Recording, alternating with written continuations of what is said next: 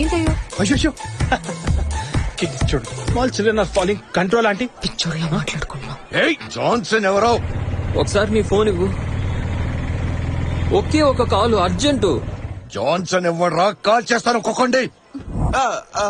Uncle ఏయ్, అదే Don sir sir Johnson స్టెఫీన్ లవ్ చేస్తున్నాడు సార్. స్టెఫీ పెళ్లి కూతురు కదరా?